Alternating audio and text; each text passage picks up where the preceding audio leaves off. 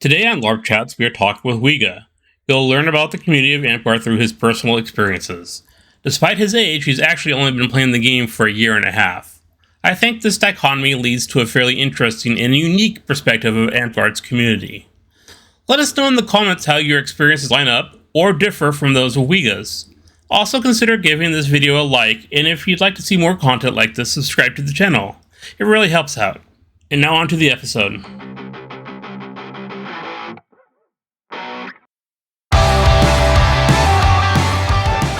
Hello and welcome to LARP Chats. Today we have Weega. He plays out of Greenwood Keep. What city is that from? It's in Lacey, Washington. Yeah. Yep. We're playing Amtgard. We're talking about Amtgard today, and it's out of the Northern Lights is the kingdom. Yes. So we'll just get into it. We're talking about Amtgard community today. How would you describe the community to someone that has never heard of Amtgard? It's hard to describe. It's a wonderful community. The people are friendly. There's a lot that you can do if you want to swing swords and battle people in battle games. If you want to do tournaments with sword fighting with the foam swords, you can do that. You can do arts and crafts. You can just do quests. Or you can just hang out and be social. And I think there's something for everybody. And I'm not the youngest person around, so doing the battles and all of that isn't really my thing, so I socialize a lot, and it's just a fantastic community where people do leather work, they work with macrame, they do painting, stained glass work, all sorts of stuff on top of the fighting. Yeah. Oh, and yes, before I continue, it may surprise you, despite appearances, Weega has only been playing for a year and a half, so they're pretty new into the community themselves. I'm very new. I'm very, very new, yes. But I think that's one of the biggest takeaways from me. I come to a park my first day. Everybody is half my age. They didn't blink. They just were like, "Oh, okay, come on in, have fun." I'm like, well, I don't know if I could do this or that, very well. They're like, fine, there's something for you. And I was welcomed from day one, from the youngest people to the oldest people in the kingdom. It's been fantastic. Awesome. I'm glad that you were incorporating the community so well. Yeah. And they're so welcoming. Yeah. Generally, I find that most communities are pretty welcoming in Amtgard, but you never know when you come to something new, Right, yeah, and it's, there are generational differences. People don't get my jokes. I mean, when I make Gen X jokes, they're like, it's just like a blank. But it's fun. And I'm learning more about anime and all the stuff that the other generations really like, so, yeah. Yep. Cross-cultural awareness is awesome. Yes, absolutely. Yep. Never too old to grow some. So, when you first came to the community, how were you welcomed into the community? With open arms. I think people were like, who is this old guy? And I started with my wife, and we're both older, and so the people gravitated towards us and really welcomed us. I think that the interesting thing about when I started is because I'm older, a lot of the older players, the more established players, came and welcomed me, and that opened the door for everybody to accept me. And I think sometimes younger players think I've been playing for 20 years until they see me on the field. And then they're like, oh, you don't even know your incants right. And so, it helped being older, I think. I think that was an advantage because the old timers were like, look at this guy. Okay, who are you? And that opened up a lot of doors and a lot of welcomes. And I haven't met a mean person yet, so. Oh, that's wonderful. Yeah. Can you share a story that really encapsulates the spirit of the Amtgard community to you? This isn't one story. I've heard so many stories of people helping each other behind the scenes, paying for them to go to campouts, helping out with meals. The community of service is mind-boggling.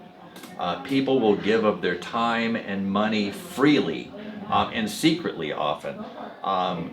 To just help out their fellow people that they may not even know very well, and it's just heartening. It's a really nice feeling. Good enough for me. All right, good enough for me. If it's what you think the spirit of Amtgard is and encapsulates it, then I think it was a perfect story. Oh yeah, I definitely think that's what the spirit is, and the thing is, there's no one example of it. I think my point is that it's perpetual. You're constantly catching somebody doing something good for somebody else behind the scenes. and it's wonderful, and they're often not doing it. They're doing it either in secret, or they're doing it not for glory or something, just to help out somebody else. Getting a little bit more serious, is how does the community handle conflicts or disagreements? Well, there are a lot of different personalities in the community, and I have seen every way possible to deal with conflicts. I've seen healthy ways where people are addressed and conflicts are addressed publicly, and occasionally you see kind of grudges being held. Some people don't like other people, and it can be a little cliquey, but I think in a community full of people who kind of, I think most of us recognize that we're nerdy. Yeah. So conflict can be, people are conflict avoidant sometimes, and so they don't deal with it, it can grow a little bit bigger at times, and I've never seen big blow-ups, I've never seen huge problems, but conflict avoidant people, there are plenty of us. Oh, yeah. Yeah. But it's every single way. I've never seen a fist fight. Well, that's good. Yeah, I've never seen things come to blows. I've only seen a couple of hollering matches, but it's in the heat of the battle game, where someone's like, I hit you and you didn't take it, and that kind of stuff. But it rises up, it's dealt with, and it goes away. And then there are the personality conflicts sometimes that just linger, but 300 people in a kingdom, you're not going to be best friends with everybody. Yeah. But I think overall it's done well, but everyone does it in their own way. So I know you've only been playing for a short amount of time, relatively speaking, but over the last year and a half or so, how have you seen the community evolve, if at all? I've seen more concerted attention to the Morrigan tournaments and the non-men's fighting tournaments, which is neat. I've seen the new V9 came up and people were playtesting it. Now it's gone away. I'm probably too new to notice any trends yet. Yeah. I've seen a lot of older players come back to the game just in the short time I've been here. I'll be at the park and someone will show up and everyone will say, "Oh, hey, it's so and so." We haven't seen him in 4 or 5 years, and then they've come back, and that's really cool. So old timers are coming back, new kids are coming in, being attracted through our efforts at like Comic-Con and things like that, to attract new players. And I don't know if that's different other than the Morrigan. I know there's more focus on trying to make an equitable kind of community so that the non-men's fighters can earn those orders of the warrior. Yeah. I think that's a big change I've seen. Has the community impacted you at all on the outside of the game? Yes. How so? Yes. I'm playing in 2 D&D campaigns right now with all community members, maybe a third coming up.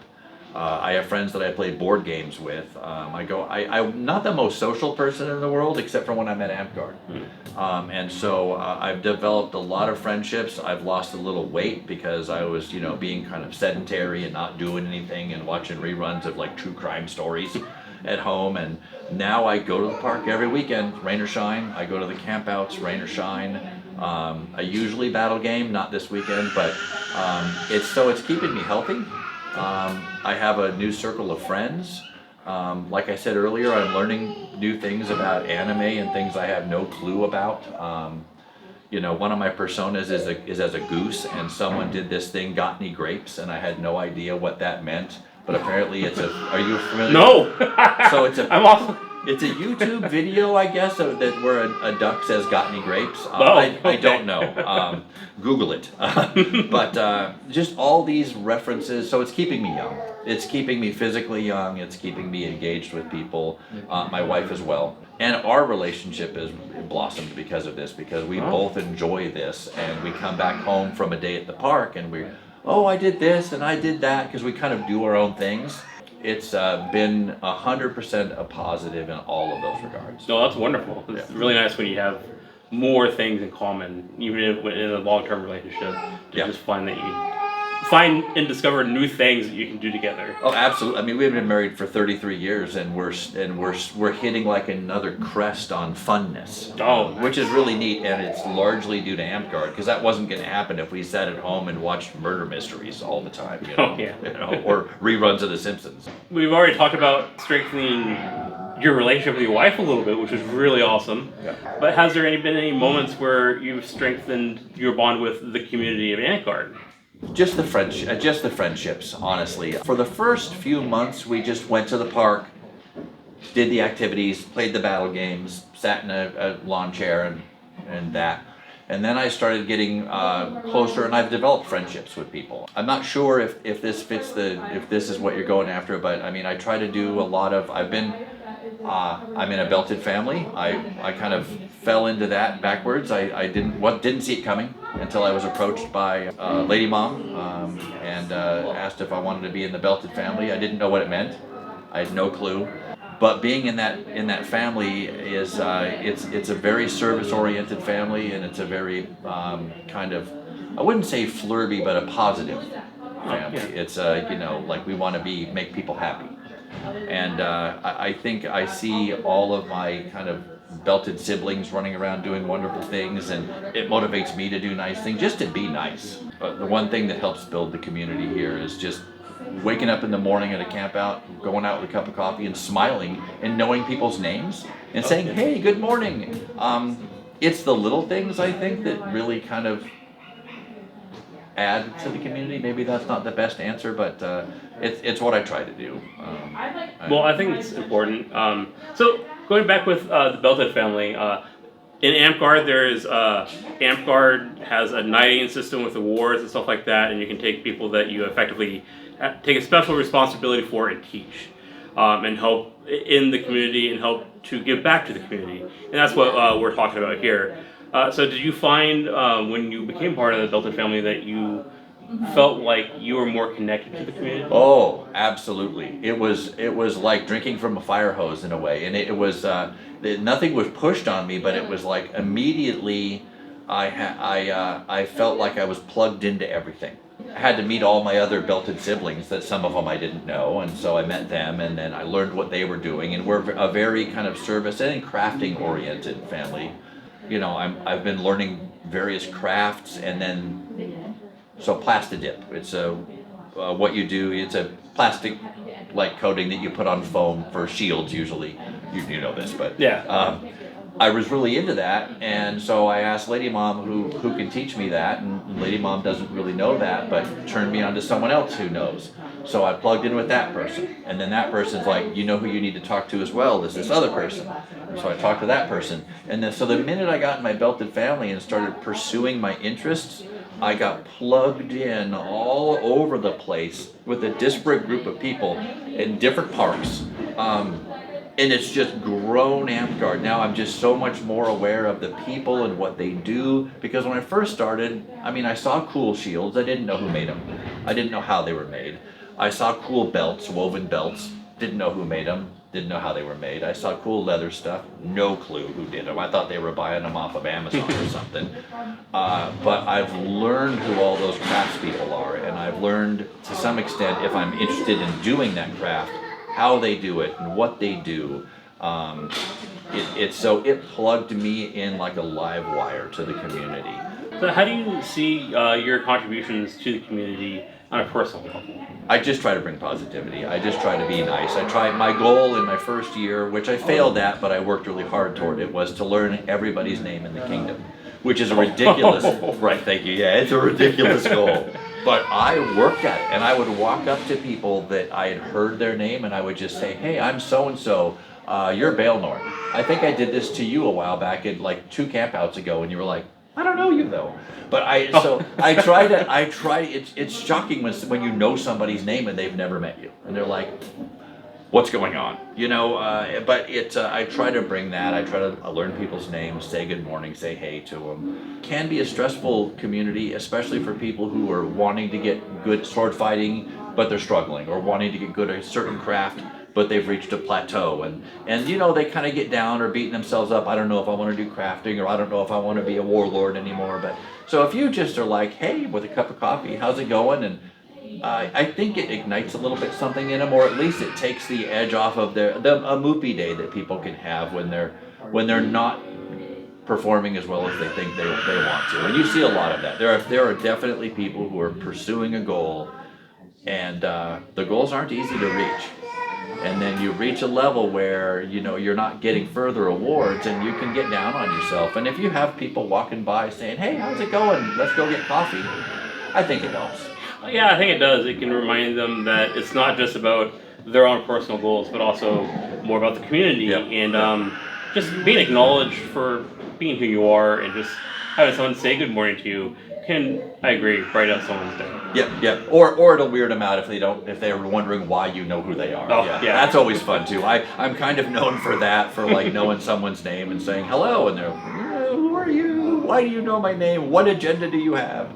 And then it turns into a funny joke, and 2 weeks later we're actually laughing together.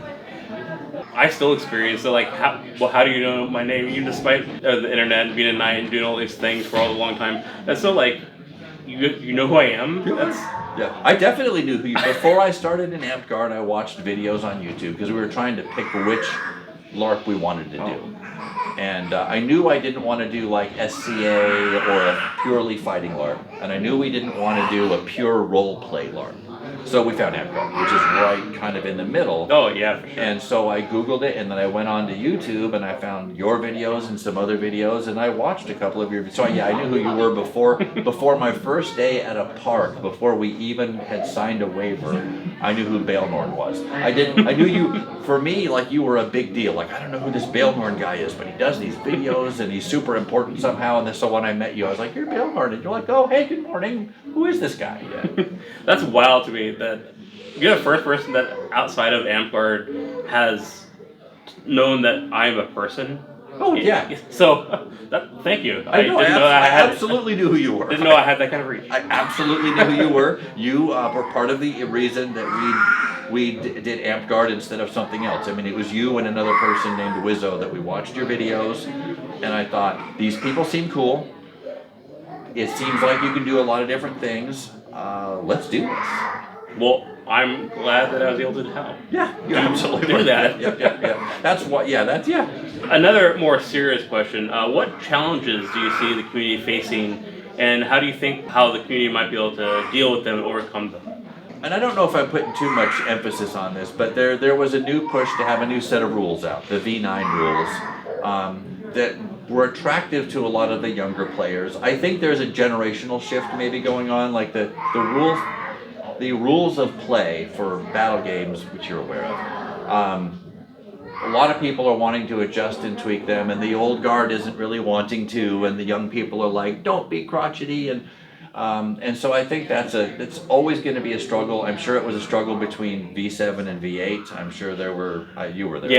Yeah, and so there's always people saying, we don't need to change the rules. So the same thing, and I think there's that. I think more of a recognition that some paths have been blocked, like from non-men players from getting warlords and things. It's just like, how many male warlords are there and how many non-male warlords are there, and so I think the community is growing to address these things that when you step back and you look at it, you think, oh well, if there's good fighters, they should be able to have tournaments to prove that's it though, really. I think just right now, when I started, I knew that V9 was coming out, and still V9 is a topic of discussion. Yeah. I don't know if it's dead or not, but they're trying to bring it back. Yeah, so I know. See. Yeah, I know. It died, and they're trying to resurrect it, and but I'm sure that's happened before. So I don't know if it's new, but that's on my brain as a change, as the new kids, and then the old people going,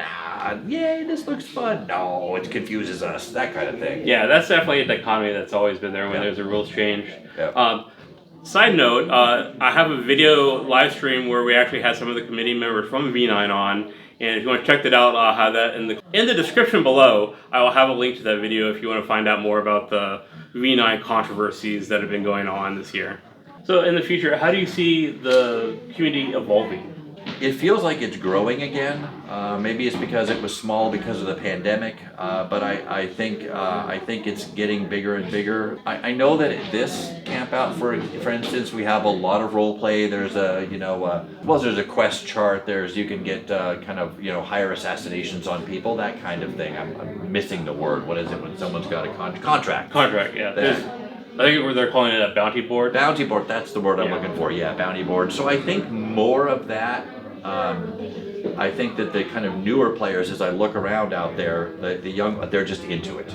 They're running around doing these quests, trying to collect bounties, trying to do various kind of zany fun things, and so I see that happening more and more maybe. But I know that different kingdoms are different in their moods. Oh yeah. So I don't know Amtgard wide, but I have heard people say, the Kingdom of the Wetlands is this way, it's all ditching or whatever it is. But for Northern Lights, it seems like we're getting a little more role play oriented, which is fun.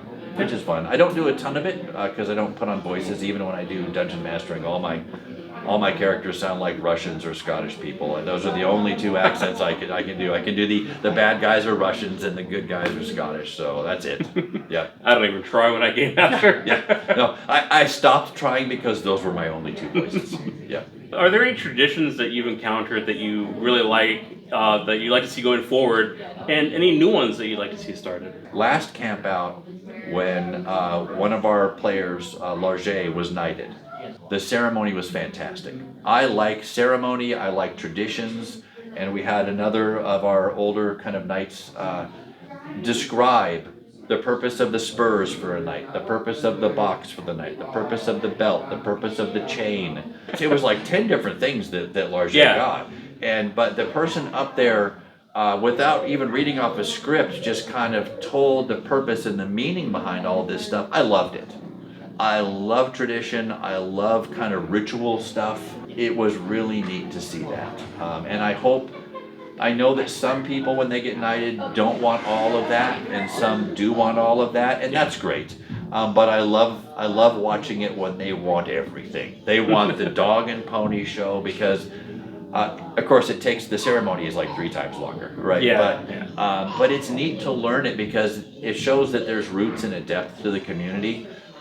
It's not just a bunch of nerds showing up and shooting foam arrows at each other on the weekend. There's something more to it. There's a reason why people are knighted, and so there's meaning behind all of the things that are thrown on them while they're standing on the stage getting knighted. The ritual and circumstance and pomp, the court garb that people show up in for the big courts.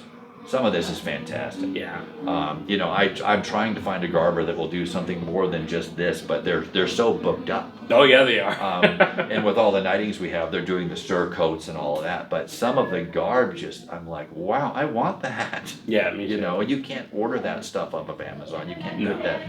I mean, you can get a basic thing. Like I started out with like a peasant robe. For the first year, I just wore this long drab gray robe, and it looked like I was a peasant. People called me Gandalf because I had a longer beard. I like the pomp and circumstance and tradition, and I want to see that continue. And the reason I brought that up as the answer to your question is I think that maybe some of the younger generations aren't so much into that. I think but hopefully as they stay in the game longer, they get into it. Because I don't want to see that go away. It's always the knight's choice is whoever's being knighted or whatever it is in Amtgard. It's your choice as to how much sparkles and sprinkles you want on it. Yeah. But I like the sprinkles. Sprinkles are for winners. Speaking of that, I have a playlist of knightings that if you want to check that out, I'll also put that in the description below so you can kind of see what we've been talking about in regards to the ceremonies and stuff like that in Amtgard. So that is the end. We went through this faster than I expected, Sorry which for is being wonderful. brief. No, it's great. So I'd like to thank everyone for tuning in for LARP Chats. I'd like to thank Weega from Greenwood Keep for being on the show. Thank you very much. Thanks.